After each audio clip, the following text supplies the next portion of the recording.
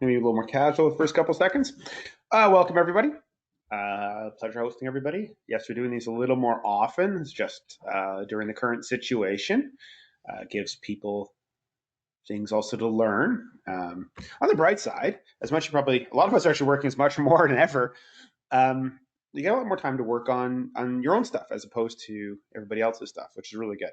So we're going to talk about SCIP in your business, implementing SCIP compliance in practice, and this is going to be less technical. There's going to be some technical elements, but less technical than normal because we're going to talk about everybody's talking about the technical pieces and what IUCLID looks like, and that's all great. That's not really the main work. And we're talking about the main work, product, and process. So we're going to do a little induction, which we're doing right now. Then I'm going to talk a little bit about SCIP very briefly because you probably get bombarded by it all the time. Then I'm going to talk about some questions, not questions from you guys. These are just questions to ask yourself. And we find, or I find, it will help simplify your direction. Then I'm going to talk about the example product. It's one of the ones we've done before, and I made a few changes to it just for the purposes of here. We're looking again at the coffee machine, and we're looking more at the plan. So how do we actually do this? So we're going to talk about product templates, component templates. Templates is a big part of this. You need something to fill in. We'll explain that. You're not going to have everybody in your business be an expert in IUCLID. That's not, well, you can try, all the power to you, but that's probably not the plan. So what do they have to fill in?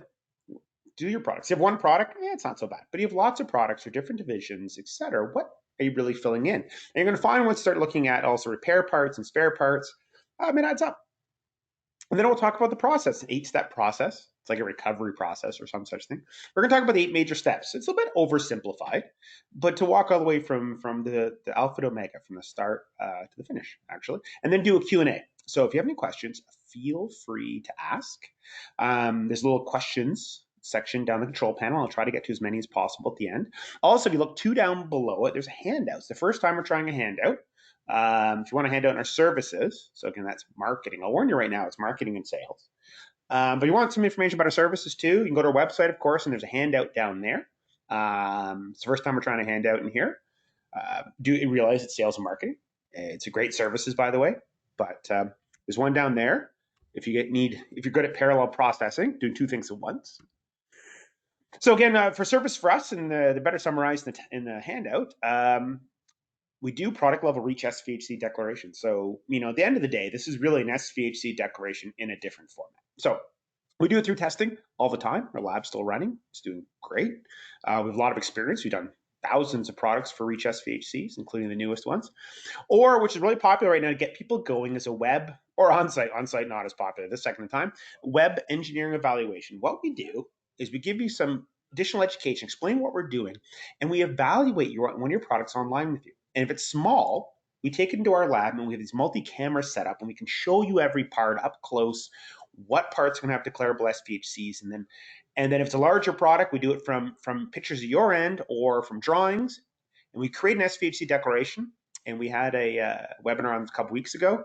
And then we combine it with whatever bill of materials data you have. And then build actually the product declaration.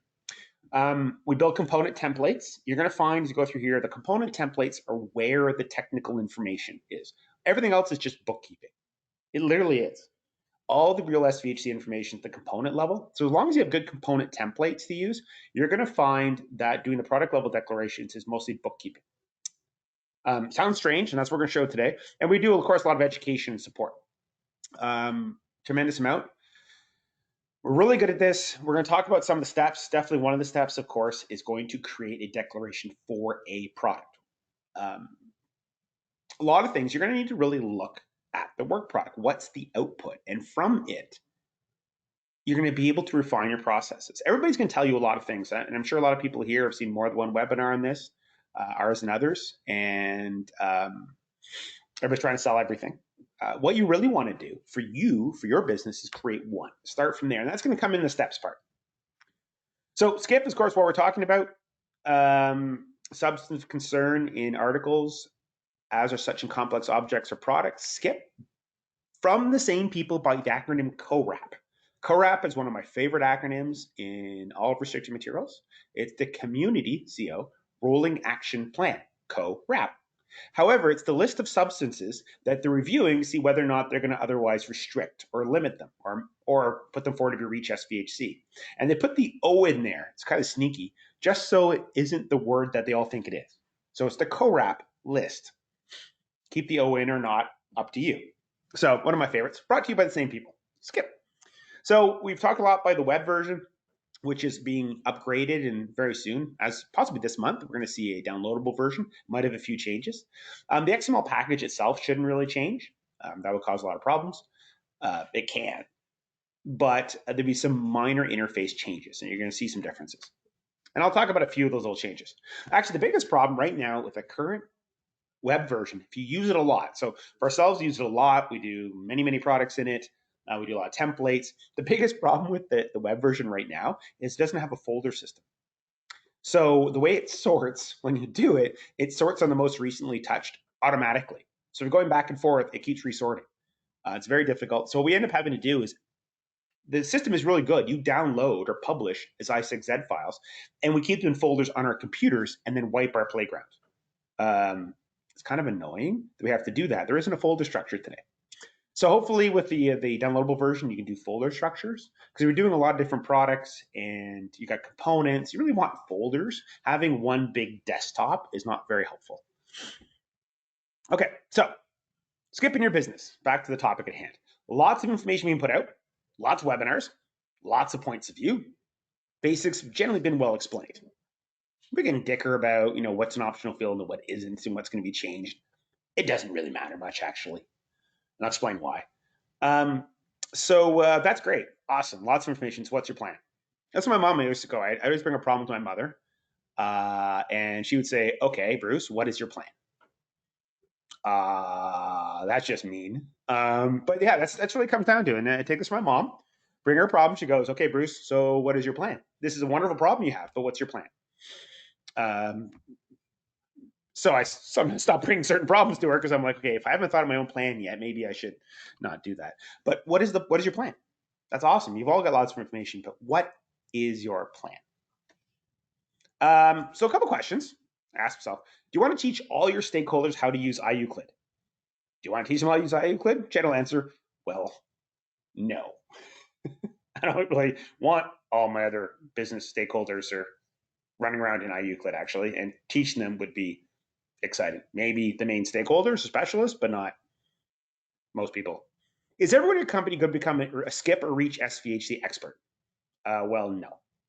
It would be good to bring their knowledge base up, and it'd be nice to move it more into compliance processes. So when you design a new product, it's part of the initial standards and specifications that are laid out as a requirement for the product. That's awesome.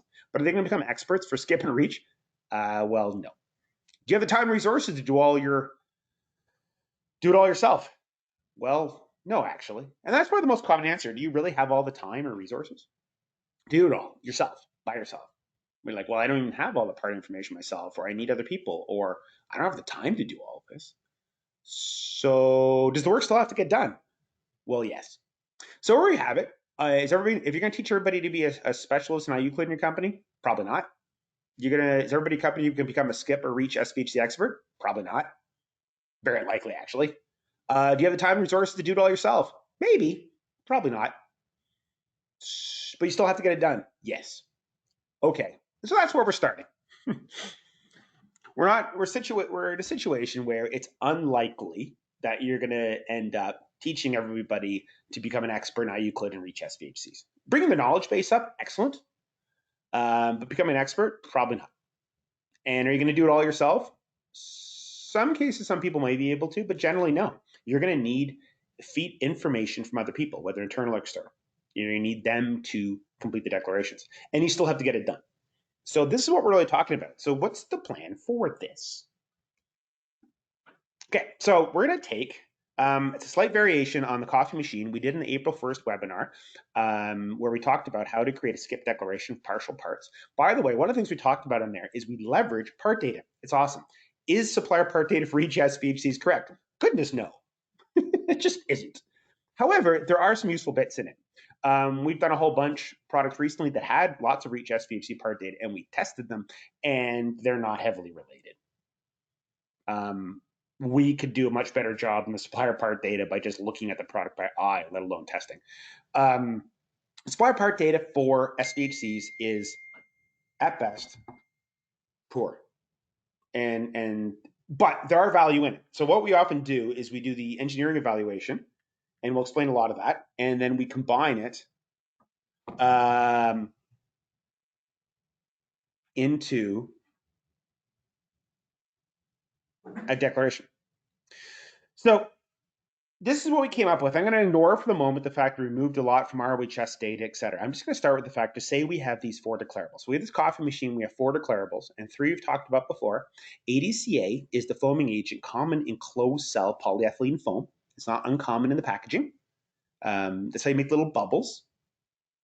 So right now, today, as there's a number of places a significant lack of flour, but even worse, yeast. And one of the problems with yeast is not easy to make quickly because it's actually an organic thing that's grown. A lot of people are looking for yeast. Yeast is one of the ways you make bread rise. And what you do with that is the yeast, when it gets hot, eats the sugars and it reduces little carbon dioxide bubbles. And those carbon dioxide bubbles, what's called foaming, make the bread foam. And then you cure the bread in the oven by baking it, and you cure in those bubbles, and that's your bread rising. A number of actually flours do have ADCA in it, and so ADCA is actually used primarily for foaming of plastics. It reacts with heat and water, releases nitrogen, creates nitrogen bubbles and some carbon dioxide bubbles, and puts bubbles into the polyethylene. It foams it, and then they cure it, and that's the polyethylene foam. You'll actually find ADCA in a lot of flour because it does the same thing, which is just fine from a health point of view as long as you don't inhale it, which for flour seems like a common problem. But ADCA is like the yeast for polyethylene. It's also often in flours, supposedly as a flow agent, but it's really there to make the flour for that company's bread rise more by adding little nitrogen bubbles. We'll say there's leaded brass in the tips. The product we had did not actually have it, but we're saying we're going to have leaded brass in the tips of the power cord. And then it has lots of silicone components. And silicone very commonly has D6 in it, and quite often above 0.1% by weight. So we're going to say this coffee machine has to go into the database because there's 4 different types of declarable components. And then it has a number of instances of each. Now we're going to talk about the instances quite a few times where we're saying we have 2 of these and 2 of those. It was a mandatory field, and it is currently in the current web version. It's going to an optional field, but we still use it because if we don't use it, then we have to list each brass component, which you'd rather say there's 5 instead of putting 5 in there. It's a lot easier. So we'll get more feedback if it comes down that it doesn't, you can have 5 and you don't even have to say it. Fine. Right now we say we have 5 instead of listing all 5 brass components. And the nice thing about it, the way we do this work in Excel first, we're not locked in. If they change the rules a little bit, it's really easy to modify. And you also got to take into account, your process has to take into account that the rules may modify a little bit, but the main core elements will still be there. So we're going to say we're going to put this coffee machine in there, and because this is 4 declarable component types. So we have to go from this, that picture, awesome, we know this data, whether we tested or ngVal'd or supplier data, and we have to get to this. We have to get the coffee maker into an I6Z file. We have to put an IUCLID, lots of the interface on the right, but it ends up being a little .i6z file. Neat thing with the i6z file, if you actually turn to zip, ZIP, you double click on it and open it. You can't put it back together very easily, but you can open it. You can see what's in there. There's a lot of stuff in there, actually. It's for a little tiny thing like that, it's about a 0.5 meg file. It also includes the entire customs codes list for Europe. It's got everything. The entire data set travels with it. But you have to go from the thing on the left to the thing on the right. And we're going to talk about all of that, how you get to the thing on the left and then get to the thing on the right. But this is the end goal. You have to get from the left to the right. And so we're going to talk about how to do that. So the main starting point and the fundamental element is you're going to need 2 templates in Excel and to a certain extent I6Z. We use a product template in Excel. This is what the people fill in when we explain it. This is the very practical. You have a product template to fill in Excel, very simple single columns, and then we have component templates, which are far more sophisticated, that we create the Excel and the I6Z files. And there's a reason why we do it this way. We try to keep all the technical details, SVHC and materials and safe use instructions, all the specialist stuff at the component template and control it there. And the much simpler stuff, part name, part number, customs code, and then how many of each type of component at the product template. So the left side is more of a bookkeeping for an individual product, simpler, easier for lower knowledge-based stakeholders, while the technical elements we keep controlled in a component template. This way we can separate the heavily technical elements, the component template, the SVHC information, from the more bookkeeping elements of the product level on the left. It allows a broader range of stakeholders to implement things in a simple, reviewable way under control. And so I'll explain that more in detail. So the practical plan is you want two sets of templates to fill in. A product template, which you'll probably have a larger group of stakeholders using, and then component templates, which are much more specialized and you control at a corporate level. Often you have somebody external like ourselves build them because they're very technical, but you control those at a more specialized level, the specialized knowledge, while the stuff on the left, the product template doesn't need the same specialized knowledge. It's much easier. So the product template is a simple, non-technical Excel sheet. Excel is great. Everybody, as much as, going, oh my goodness, do I have to teach everybody IUCLID? That would be an exciting adventure for you, but everybody knows how to use Excel. So we try to keep the common document, the product template, in Excel. We often use Google Sheets because we do multi-stakeholder stuff, but Excel is tremendously useful for this. And every product gets a column. It also makes it very simple. I have a product. It has a column in Excel. People can internalize that. You also much simpler message. One of the best presentations I've ever seen was many years ago. We won some award for technical excellence, and one of the presenters was a former tax lawyer turned magician. Very common, definitely professional transfer. The only one I've ever seen like that. Anyways, he explained a variety of things, and it was really neat. And he was showing how preparedness was very important for magicians and such. But he went on to explain is why is David Copperfield the most successful magician? And successful means he makes the most money. He makes Beyonce plus money. So how does he make so much money? Is it the quality of his tricks? He's like, no. The key thing he does, he's a great showman, is he simplifies all of his magic demonstrations or tricks into a single sentence that one person can say to another. He made the Statue of Liberty disappear. He made a Boeing 747 vanish. He made an elephant evaporate. It's a single sentence you can communicate. And so that's a big part of this. One of the biggest things you're going to need here is the ability to communicate a simple message to people who are not necessarily in it. So simple message, not only the product template is to be simple, but the fact is the goal is not some technical thing about safe use instructions. You can communicate to their management, your own management, is whether or not it is complete or it is not complete. And it makes tracking and communicating the status a lot simpler. It's not as deep technical part. It's like, hey, we're partway through our safe use instructions. You separate the technical part, the component template, from the product template. You simplify the message so you can communicate a one-line statement. You need to complete this document. What's their status? They have either completed it or they have not completed it. Or they completed 5 of 7 of their products. They completed the document for 5 or 7 of their products, but not all of them.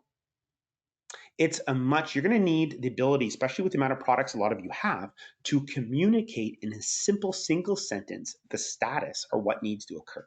So what needs to occur for each product, you have to fill in this template.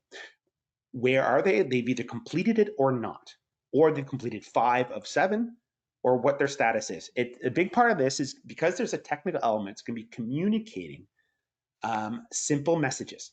Because as we mentioned earlier, it's unlikely everybody's going to become a Reach SVHC or SCIP expert in your company. The product template fields are basically, what's the name of the product? What's the UPC code or serial number? For professional products, we often have a different strategy. Consumer products have to be at basically the UPC code or equivalent, where somebody can pick up the product, check the barcode or similar on the product and go right to its listing. Professional products have more leeway. And so imagine we made a valve and the valve came in, they're all say, I don't know, stainless steel valve. We'll throw that out there for fun. Seems like a strange material for a valve, but we'll go with stainless steel valve. And the exact same valve comes in 8 different diameters and 15 different lengths. And so the number of versions of it's like 120 or something. You can make 120 listings, but there's more allowance for professional products to make one listing for that valve and then list all the parts underneath it in the alternative name that go into it. And that's sort of a different conversation. But consumer products are basically the individual item level. You need the product name, the UPC code or similar, the customs code, whether you manufactured in the EU, yes, no, or withheld, and then how many of each SVHC component template in the product. So basically, we're looking for how many leaded brass parts, how many of this, how many of that, how many of each of the component templates you create. And if they have a unique situation, you look at it and maybe create a new template for that situation. How many of each do they have? 0, 2, 5. Yes, you have to know the SVHCs in your product, but this vastly simplifies their work. They have to know how many of each they have. They might need help with that, but at least it simplifies that. And they still need to get that part done, whether through testing or edge evaluation or to a certain extent supplier data gathering. But it's a simple form without heavy technical requirements. The most technical thing is how much of each component template they have. Now you could argue in the new one, you don't need to say how many. True, you don't have to say it's 5 of these, but then you'd have to list all 5. So we find it a lot easier just to say you have 5 brass components. And so it's basically like this. Here's the stainless steel coffee maker. Here's the UPC code. They call it GPC. They call it GPC in bracket UPC, which is really weird. It'll have 2 IUCLID numbers, one for the company submitting, one for the product itself. It'll have a customs code, whether it's not made in the EU. The safe use instructions, we don't keep safe use instructions at the component level. There's a checkbox saying not applicable here. And so we keep it at the component level. We sometimes have a standardized wording to say this is done to the best of our ability. There might be some variations, etc. You can put some whatever, in all honesty, you built the declaration from, write it in. You said it, you did it during engineering evaluation and supplier information, write it in. The idea is to just be honest. But you don't have to do that for every product. You just write in base text and everybody else uses it. So what they really have to fill in is the name of the product, the UPC code, their customs code, whether it's not made in the EU, and then how many of each component template.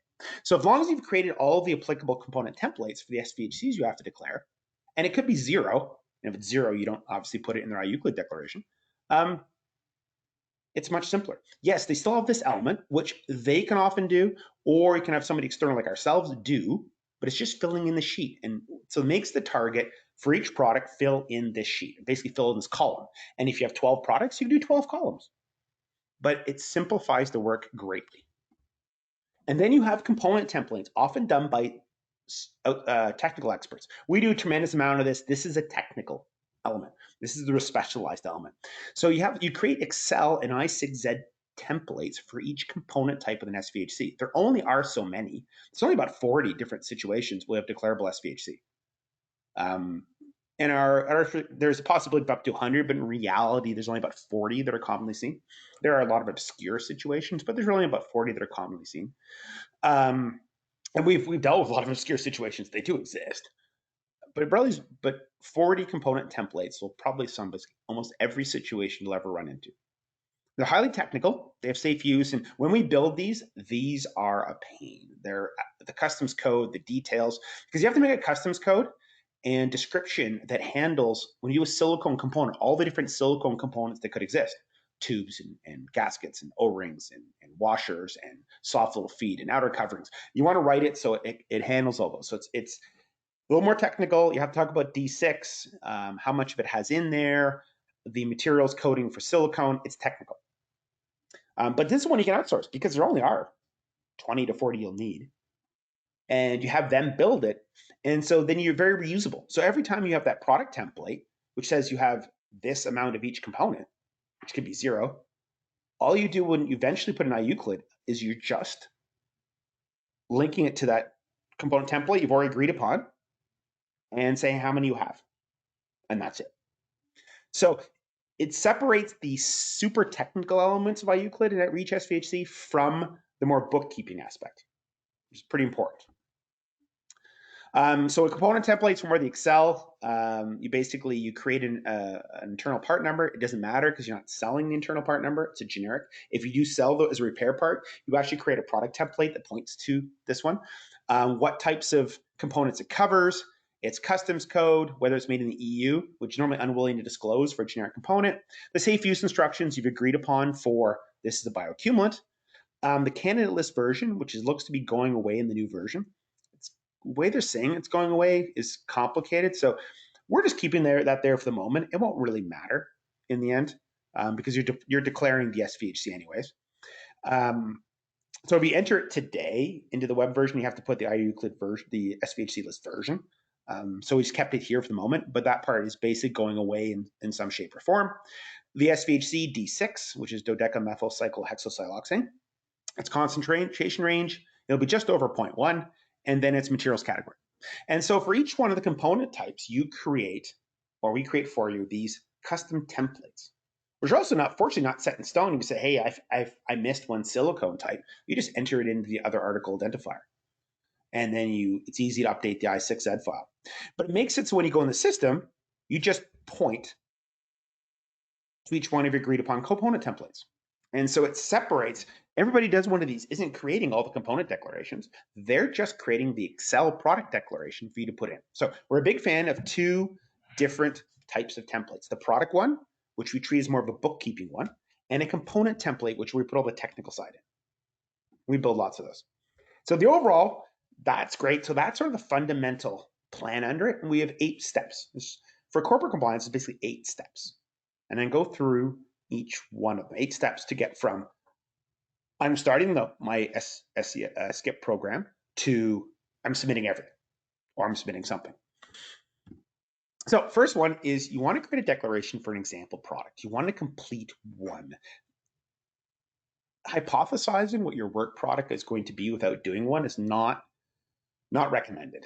We'd recommend, and people are going to try to sell you a lot of things, definitely. You want to create one. Create one, learn from it, figure out from what you did, from what tools you have available, what's going to be the best way to go forward. Because especially if you're going to end up being the expert, you want to be able to communicate to people the questions they have, how to do things. And a lot of it is the devil's in the details here. When we do it, it's amazing where your roadblocks end up being. So create one. When in doubt, one of the best ways to do it is to create one with us. We do an engineer evaluation over the web. It's very interactive. You'll learn a lot, make it much more portable. But to create one, you'll learn a lot. So first thing is you want to start with one product. Create the declaration for that product. Learn from that process.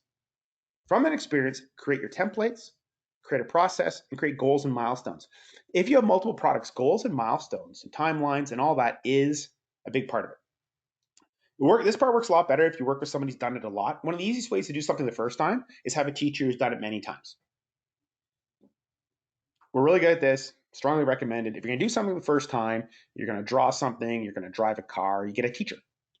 It really helps. So create a declaration, recommend getting a teacher to do it. Help you through it. From that, create your templates, your process, and your goals and milestones. So create one, have a teacher to help you with it. Learn from that. I mean, how many things in life, like learn to drive a car, you don't just go out to the car and go, I don't know, I think I can drive 8 cars now because kind of read the booklet. You want somebody to help teach you do the first car, learn how to do and go, okay, this is what I have to do. Especially if you're going to teach other people to drive a car. Then you want to create the product template. It's the simple bookkeeping version. So when you've made one, you should get to the point, especially when you work with us, you'll work out a product template. You want a simple spreadsheet with the required fields that you can provide or explain to others. Again, one of the most important things is a simple 1-sentence message. You need to fill this in. And you can help them through the fields. You want to keep the fields as simple as possible, but they need to complete this. And in many cases, a lot of businesses, the budgets are at the business unit, not the corporate environmental person. And they really have the resources to do the work. So they need to complete that. You might help them, but they need to complete it, whether they do it in any other process, whether they have it tested outside, whatever, they just need to fill in this document. You make it simpler. You make the message much simpler, saying this has to be completed. This is the goal. It's simple. It's non-technical. The most technical it gets is for each SVHC declarable component, you identify how many you have. So you keep the technical elements in the component templates, the very reach specific stuff. the safe use instructions, materials controls, how you handle generics, all that kind of thing. So, good example, a stainless steel coffee maker is basically what we use for a template. We have some more advances on the ones we work with people, but it's basically that simple thing we showed before. Name, part number. For professional products, which have a range of sizes and lengths that are all basically the same thing, we have a little different approach. Customs code, is it made in the EU? Safe use instructions, we say no, it's at the component level, a little checkbox. We have a little disclaimer, just to say this is based on the best of our ability. And then how many of each we have. And so the company, the stakeholders just putting the name of the product, UPC code, customs code, which they should have, was it made in the EU, and then how many of each declarable component they have. And then, so that's the product templates. You're going to need the component templates that it points to. So create component templates to be referenced in the product templates. So they don't have to do all the declaration work for the brass component. They just point to the brass component. And you are the more expert, create the generic component templates. It's highly technical though. You already do them. It's actually much, much harder than the product ones.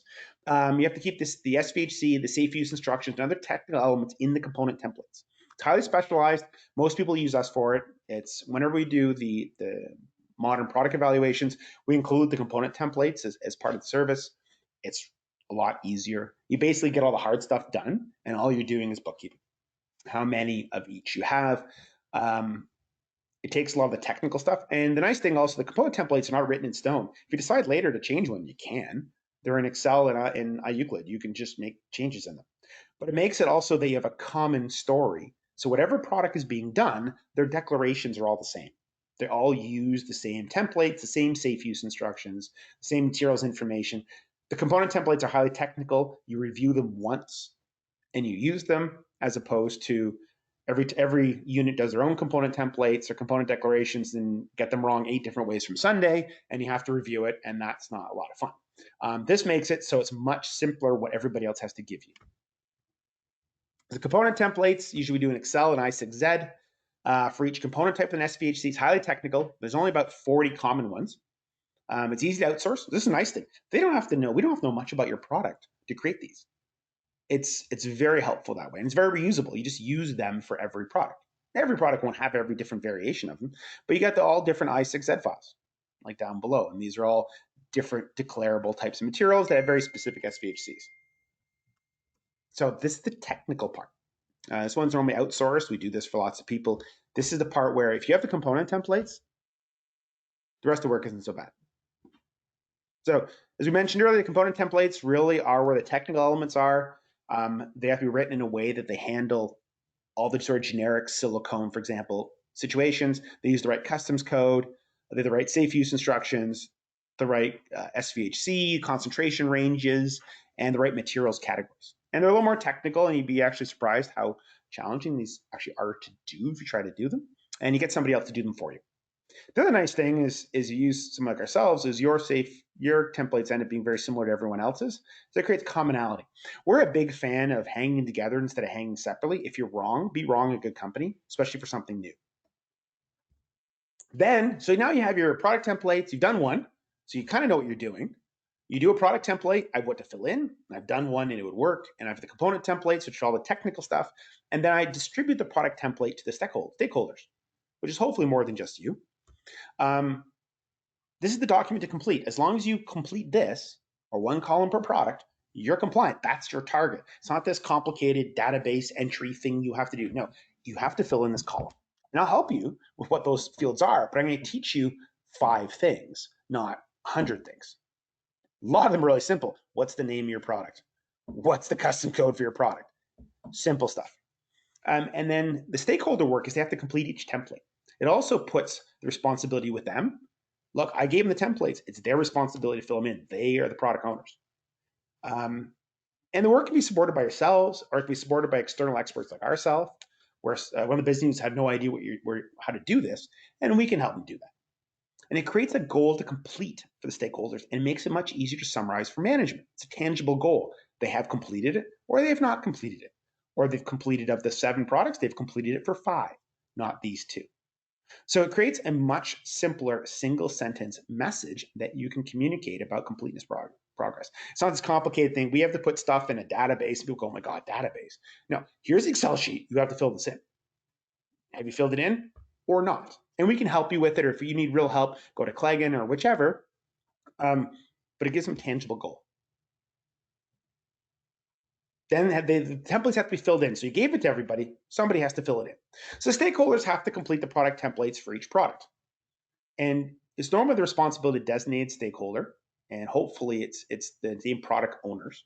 If it's all done at one corporate level, awesome. But you're going to find when you're on an island, this might be hard to do. When in doubt, somebody outsourced to us, sure, we can do it. But otherwise, you're often going to need input and contribution, or you really need them to fill it in. Nice thing about the other templates is they're a good measure of completeness. Are they completed or are they not completed? Well, they're kind of completed. Are they completed or not? I can't use them until you're done. And then you use support by internal or external experts on questions, especially if they talk about how we're going to handle product families. So you make 5 different colors of mixers. It's going to have 5 basically identical product listings. The name and the UPC are going to be different.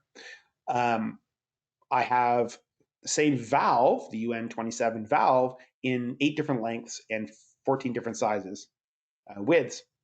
There is a different way to do those. And so how to manage that, that's more specialized, where you list the one valve and then underneath in the subname all the parts that are that valve, which is quite allowed for professional products. So then the thing people forget, and part of the work product is going to be reviewing the templates. Don't underestimate the work level. Somebody fills it in, somebody else, probably the more specialized stakeholder, has to review it, or someone like ourselves. Is it complete, correct? Did they understand what they're doing? It'd be awesome for everybody to understand exactly what they had to do and filled in the templates exactly as needed. And I really appreciate the positive thinking, but you should plan for reviewing and correcting the completed templates as part of the work plan. They're going to need reviews. People are going to look at things differently. Hopefully it's simple feedback, but you need to review them. Okay, is this filled in properly? Wow, they created their own rows. That was not the plan. How many of each component? There we have it. They marked 1 for everything. That's interesting. So you'll need to review it. You might get some variety. And then you want to be able to feedback. The nice thing about a simple product template with only a handful of fields, the feedback's a lot easier to get it correct. So you got to plan, though, to review the completed templates. Don't forget that as part of the work plan. Then you have completed templates. Awesome. Now you have to create the IUCLID files. And people say, oh, this is where we submit in IUCLID. No, it's actually 2 separate phases. You have to create the IUCLID files, which you have to create the I6Z files, which you can do on the web portal. You can do it on the soon downloadable software, and you create an I6Z file. And the I6Z file is basically taking the product template, writing in the name, the part number, the customs code, whether it's not made in the EU, and then linking to each component template they have, and then how many they have. Now you can, it's an optional field to say how many they have going forward, but then you have to list each brass component one after another. So we'd rather say there's 5. It's easier. You create the I6Z files. The I6Z files are not submitted yet. You've created the files. One of the nice things about the files is they're also very portable. So imagine we did it for you. We can give them to you to upload. Or you did it and you decided my German entity is going to do the uploads. You can give it to them and it's literally drag drop. The file has everything it needs and just gets dragged and dropped into the system. Or uploaded like you would from any other folder. So it's a very portable file. So you create the files and then you upload. So right now, the first thing you have to do is create the files. So 2 separate actions, creating the files and putting these files in the database are actually 2 separate actions. So you create the files. So again, we went from this coffee machine to the coffeemaker.i6z file. And then you put them in IUCLID. So you have to create the files, and whether you put them in or somebody else puts them in or we create them and give them to somebody else, they're very portable files. You just mail them or put them on a SharePoint or something like that, and they pick them up, and then you submit them into IUCLID. It's basically a drag drop activity. The actual submission is really easy because once the files are created, it is literally drag and drop or upload. Because to create the files, it already goes to a validation stage, which checks the file for completeness and everything it needs. So you create the files, then you upload them. And if you're doing both at the same time, it's a very easy transition. We also create the I6Z files and keep them in folders on our computer. So we have copies, we have our own copies. It's a very portable file. sometime in the future, somebody, you sell off one of your business units and they control it. I don't know how you change the ownership in IUCLID, but if they have the I6Z files, they can just upload it themselves too if they wanted to. So the creating the files and submitting the database are two separate things. They can be very obviously interrelated, but you have to create the I6Z files and then upload them. There's lots of ways to do it. You can use the web portal. You can use downloadable, the downloadable version, which is coming up pretty soon, or somebody can write software to create them. It's an XML format with known features, but it's usually really easy to use their web portal because it has everything there for you. And if you've got the product template, it's just a matter of, especially if you're one of the ones that have two screens, you have one computer screen and a second screen, you put the Excel template on one and IUCLID on the other. I'm waving my hands right now, by the way, if you can't see it, which obviously you can't. And then you basically just copy what's in the Excel file into the IUCLID, create the I6Z file. You have it now, and then whether you upload it there or you give it to someone else to upload it, it's really easy. So again, you want to create the declaration first, the 8 steps. You want to create a declaration for an example product first, because you really have to know what you're going to do. Then from that, you want to create a product template with low technical, more of a bookkeeping template for stakeholders to fill in. Then you want yourselves or somebody experienced to create the component templates, the highly technical items, which the product templates refer to. But whoever's filling out the product templates don't have to know what's in the component templates so much. They have to know what they are, but they don't have to have that advanced knowledge. So once you have these templates, you don't distribute the component templates for highly technical. You can. I'm not sure what they're going to do with them. You distribute the product templates. You might give a listing what's in the component templates to know what they're doing. You know, this is leaded brass, this is this, and have a brief description. But here's the product templates. How many of each of these do you have? And then they're filled in or completed, whether by yourself or more likely other stakeholders. Then once they're completed, you have to review them. It would be nice if everybody got them right and there are no typos or mistakes, because this is a public system. You put it up there with typos in it, it's going to be there. And we find adding data to a database is really easy. Removing data from a database is never easy. So you want to make sure that your typos and your other unintentional screw-ups dealt with beforehand. This is a public system, and of all of our experience, restricted materials and databases, it's really easy to put data into a database, but once you're in the database, it's really hard to get the data to remove data. They're like, well, why are you changing it? Or you can change it, but we have to keep the old version there too. So you want to review it. Then you create the product IUCLID files by basically taking your product templates and then having them put them in IUCLID and point to the component templates you've had built or that you agreed upon. And then you create these I6Z files, and then you or whatever business unit of yours is doing it, submit them. And this is really the 8 steps, going from create one, learn what the heck you're going to do. It's like you don't really go, well, you know what? I'm just going to create a plan for everybody to drive cars. I've never driven a car myself, but I think I can write a plan. You know, and like driving a car, you want a teacher for the first one. You don't just go, well, I don't know. It kind of looks like I'll figure out how this thing works. There's a bunch of sticks, a bunch of things sticking on the ground. My parents drive around. Shouldn't be too hard. Try to drive the car. It's a lot easier if you have a teacher. Create your first one. And then from that, you go, oh, now I understand. This is the product templates. This is the component templates. And then I'm going to have a much better job explaining it. So again, one of the practical plans is you're going to want a product template in Excel, which is a simplified bookkeeping exercise for people to fill in and separately create or have created more technical component templates that the product templates point to. It's a lot easier. So again, if you have any questions, feel free to submit. I'm a little ahead of schedule. There's a control panel down there. If you have any questions, please feel free to submit, and I'll try to get to as many as possible. Of course, we do product level reach declarations all the time, testing. Obviously, we do tons of that. But also the web evaluation is phenomenal, actually. I'm surprised how good it is. If you have a smaller product, we go through the engineering evaluation with you, but using cameras from multiple different directions and magnifications, we can really show the individual materials that are at risk of declaring and what we're going to declare and why. It's very tangible. Even better than the on-site versions, actually, because people on their little computer, wherever they are in the world, can see what we're doing. And here's the component. This is why. Then we create the Excel version and component templates and show you what's going on and do one with you. And that really helps create the first one and the template. We create component templates. A lot of you might not realize now how useful or valuable these are. This is the core technical element. We create these all the time. Obviously, this is a core part of our business. We know exactly what we're doing. And we do a lot of education support. There's a little handout flyer in the control panel too. We've never tried it before, so be gentle.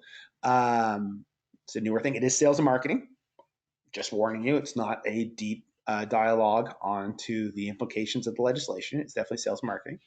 But if you have any questions, please feel free to submit in the control panel, and I'm going to try to get to as many as I can. Questions? Does production in Europe change SCIP obligations? It was a sell the product template, why I'm asking. It's a really good question. It doesn't change the obligations. The reason it's there, strangely enough, is when the EU, whether it's the Commission or ECHA, reports on restricted materials, compliance, or information, they do separate pie charts for stuff made in the EU and stuff not made in the EU. It's in almost every single restricted materials summary, presentation, or document. They have different statistics for stuff made in the EU and not made in the EU. So it's for statistical point of view. They're getting, what this is really is three things. So at face value, it's supposed to be for waste handlers to know what's likely to be in products. And whether it's a specific product or not, that's more useful to them to know product types have certain dangerous materials. But more practically, it's to either give consumers or businesses better knowledge of what's in the product. As a warning, this is really a classification and labeling. So when you have a chemical and you buy a chemical, if it has certain hazards, skin sensitizer, carcinogen, flammable, etc., it has labels on it and warnings in the safety data sheet. Physical products don't have this. So in effect, this is the labeling exercise for the hazards of physical products. And the third reason is when they're looking at restricting new materials like an ROHS, they are completely dependent on the uses described during the registration of each chemical. So they went and looked at tetrabromobisphenol A and they said, hey, it's used in electronics. Let's look whether we should restrict it under ROHS. And what they found out is it's almost fully reacted into brominated polycarbonate. And it's actually not really there in the final form. And restriction on ROHS won't do anything because it's fully reacted in most situations. But this is different. Now they'll see by customs code what SVHCs are out there and get a much better metric of what to work on. So in a lot of ways, this is a use situation where not only will the EU will use it, everybody will use it. So if Canada or the US is looking at restricting a new substance or whatever, they'll have some risk assessment, which will have all its use information, and they will take all the use information from the EU database to justify where it's used and what they're going to do about it. So this will give the governments, not just the EU, everybody, a more tangible idea of where these potentially dangerous chemicals are used. Does an entry into IUCLID require UPC, GPC code be assigned to each product? If so, can we assume that any product sold as a spare part also needs a GPC? Sort of a complicated answer. No, it needs a unique identifier. And so products that use UPC or GPC codes will normally use it, especially consumer products. Professional products are more complicated. They have more leeway.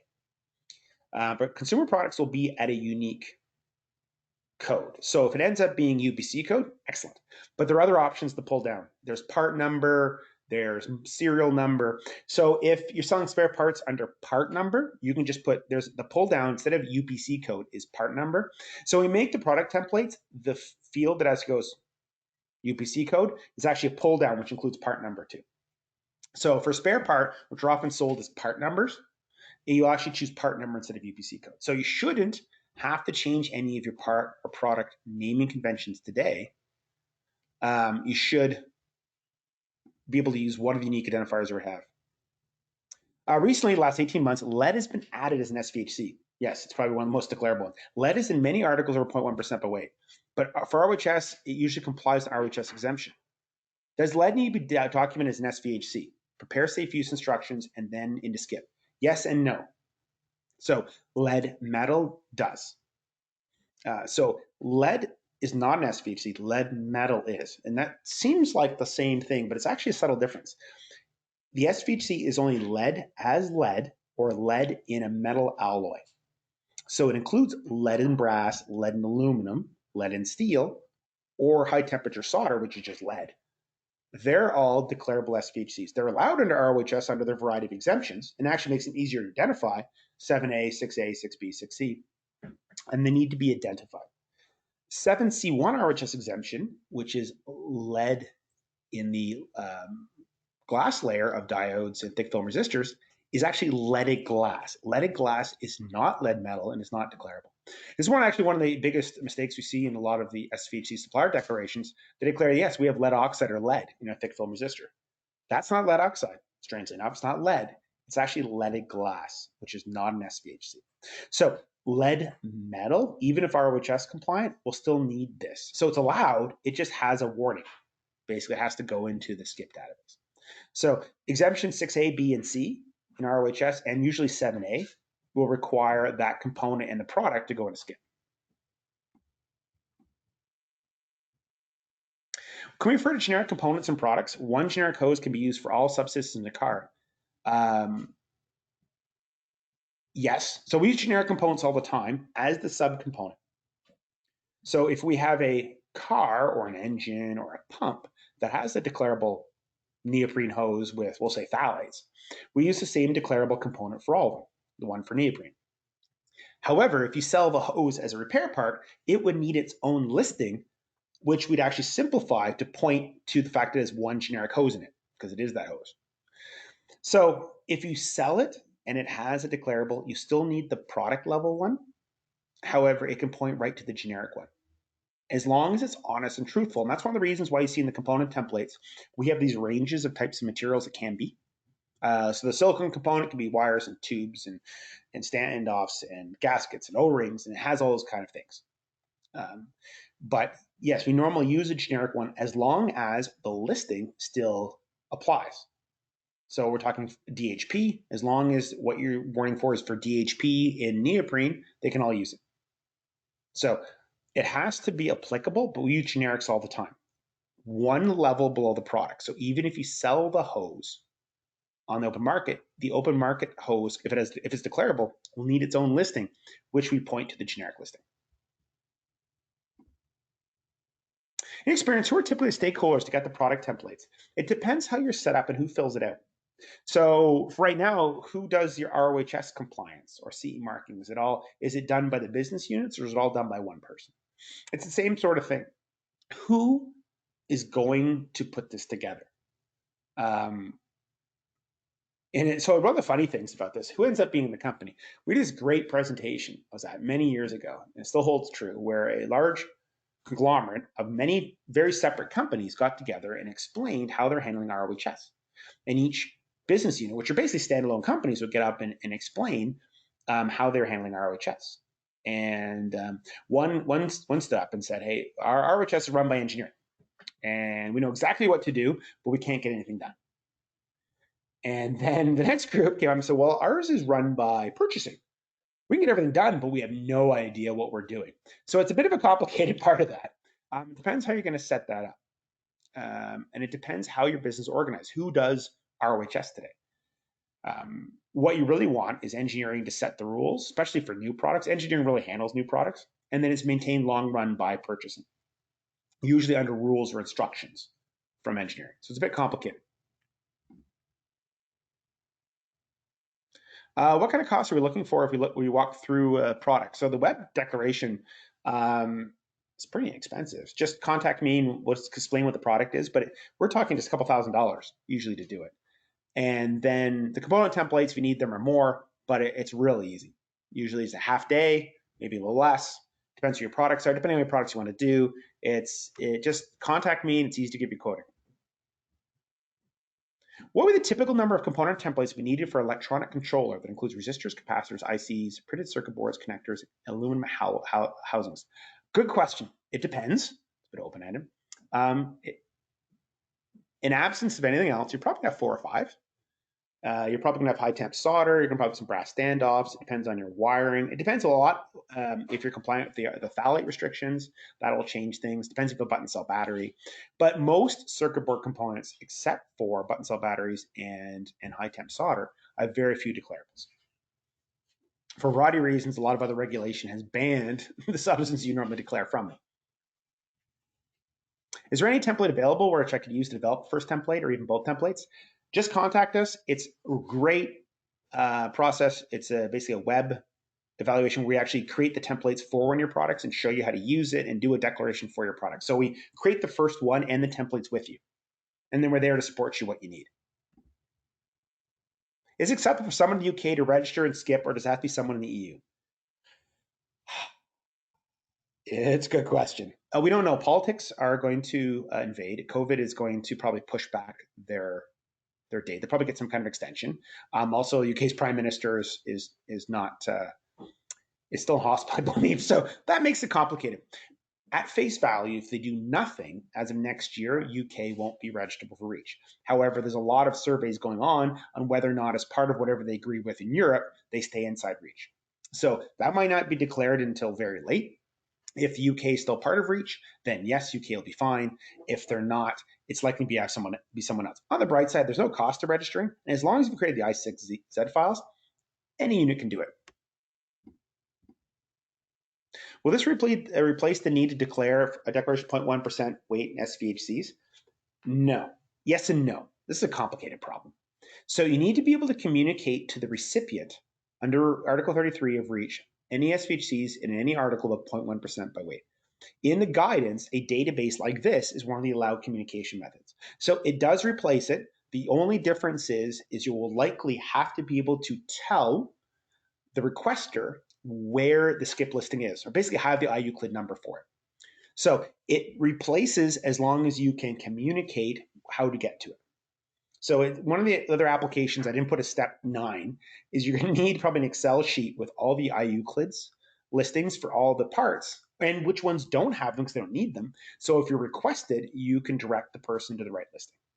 So it does replace as long as you can communicate to the recipient where to find it. Are fines expected if information is not handed in time to the SCIP database? You're not allowed to sell if it isn't. With everything going on, there might be some leeway. A lot of the enforcement, there is leeway often, but it's a requirement to sell as opposed to a fine. The nice thing is, as long as you're in the system, that's the main requirement. If it's a little bit wrong, you might have to update it, but there's no really penalties for being wrong. What would be typical number of component templates that be required for complex objects such as an automobile? Automobiles are a challenge because they have a lot of the miscellaneous category. And the car itself, the chassis, the thing that runs, probably has about 10. It's the dash, all the different textiles, and all the other pieces which can add up. Probably no more than 20. Could be a lot less. One of the problems with cars is the miscellaneous category. It's not the car, but it's all the other stuff you put in there, the cup holder and the seat. And, it's funny, one of the challenges you likely have, it's going to be the car mats you throw on the floor, that kind of thing. We manufacture outside the EU, but have customers in the EU. We aren't allowed to register in the system to cover our products. How do we handle this efficiently? Well, you can. It works.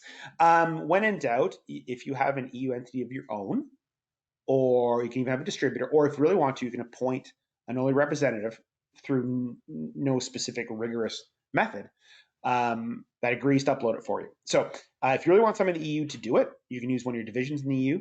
If you have a sales division, you can use a distributor. You can have somebody there agree to do it for you. And realistically, looks like right now you can do it yourself. At the moment, you can do it yourself. You're not supposed to if you're not in the EU. But they're working on methods for non-EU manufacturers. They want everybody to be in here.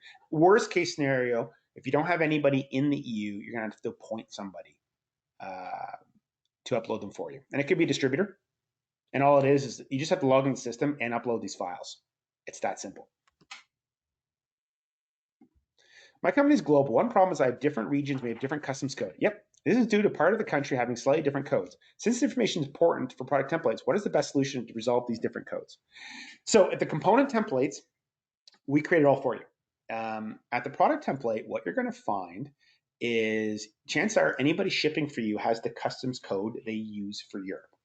And it still may or may not be in their system. So when you type in the customs code, what you're going to find is there's a pull-down menu, but it's not usable because it's too long. It's every customs code known to man. It's all the different cow parts are in there. Like it's intense.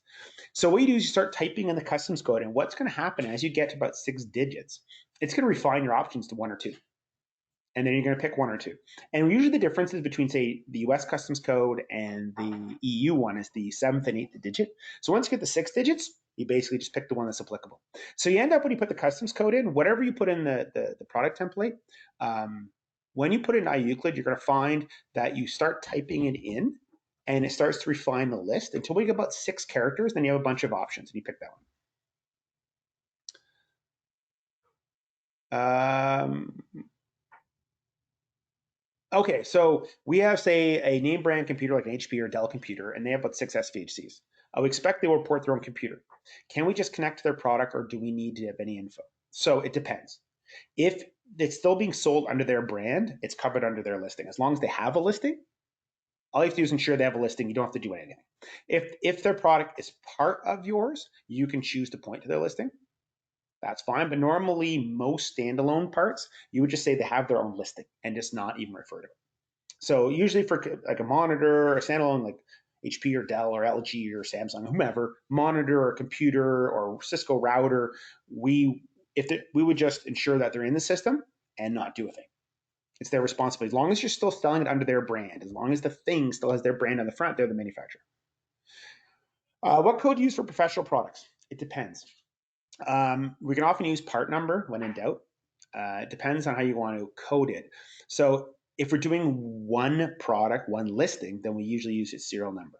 If we're doing something like a valve situation, or you sell tubes, and the tube has to be, I don't know, leaded brass, and you sell 8 different diameters and 15 different lengths, we usually list the one tube listing and then a second as the part number, and then an alternative name, we list all the different parts that could be under that listing.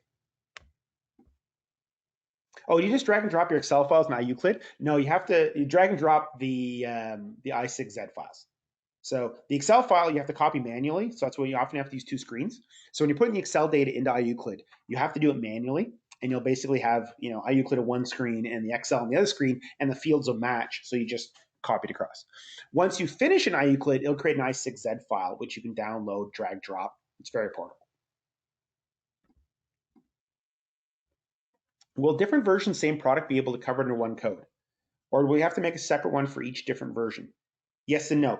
Consumer products, yes. If they have a different UPC code, it's very hard not to have separate ones. On the bright side, if they're identical, there's a clone feature, and you just make a copy and you put the new name in it. It's not hard.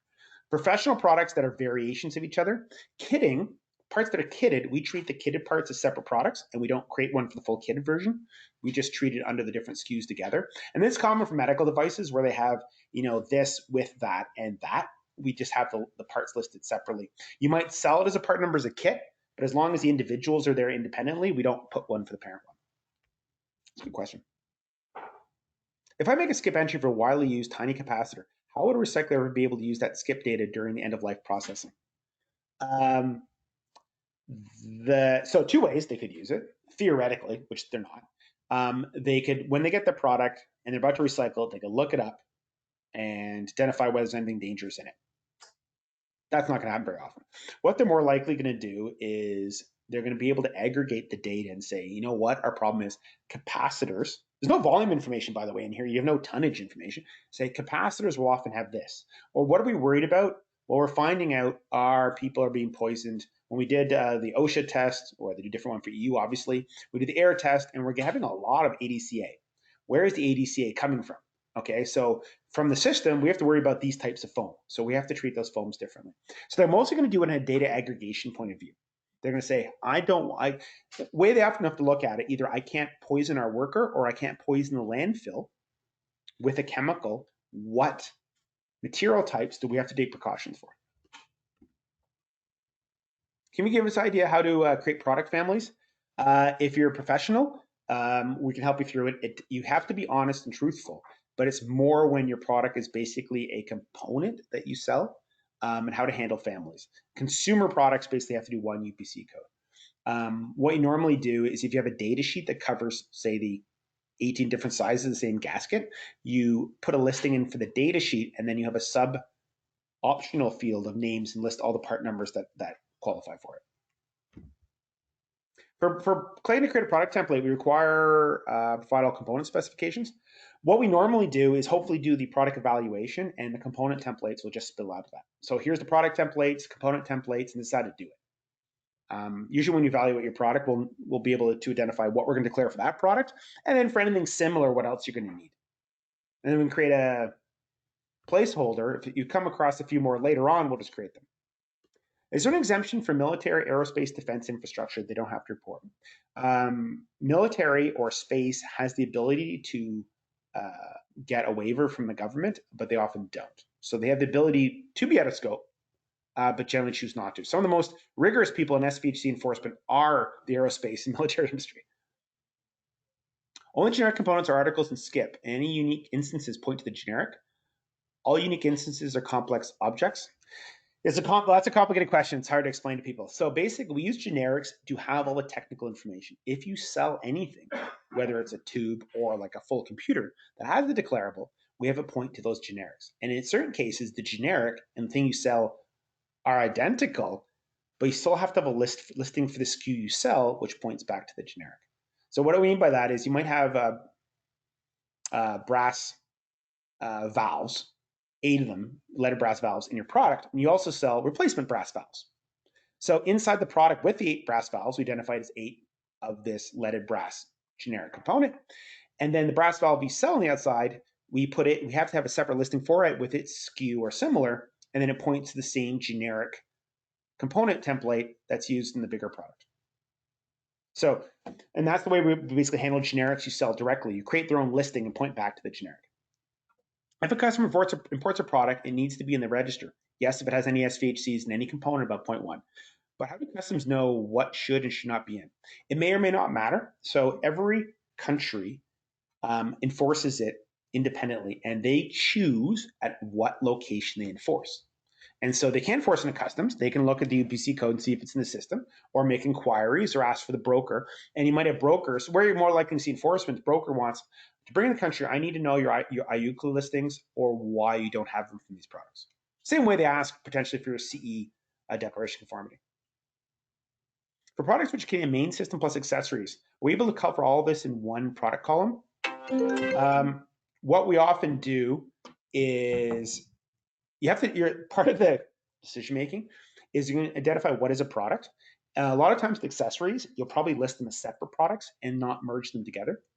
So you make a bunch of decisions. So if I make a version 1200, what's popular in the world these days, ventilator, let's go with that. And the ventilator can come with masks and tubing and a lot of other things, and you identify. And often you sell the mask and tubing separately. You probably create one for the ventilator and then one for the masks and separate one for the tubes. And the fact you sell them all together, that's fine because they're already in there. Sorry I didn't get to all the questions, a lot here. Sorry I didn't get to everybody. I apologize, I'm way over time. You can tell in the background people are phoning me, wondering what I'm doing. I'd rather be with you guys. But thanks again. And if you need any help, just contact us. Everybody will register to receive a copy of the slides, and there should be a recording, which it's a wonderful technology. You can scroll it back to 70% or 50% speed, and I sound like a human being. It's awesome, I'm told. So that's a cool part of this. It's all recorded. It should be up in a day or two. And you can scroll back so it's a more human-like speed. If you need any help with it, just contact us. This web evaluation is actually really amazing because with your product, we can get down to details of the new camera setups, and we can show you it's this part here and this is why. And we go, oh, we have that same part type in all these other systems. It just makes it so much more tangible. And thanks again to everyone, and I look forward to hosting everyone again really soon.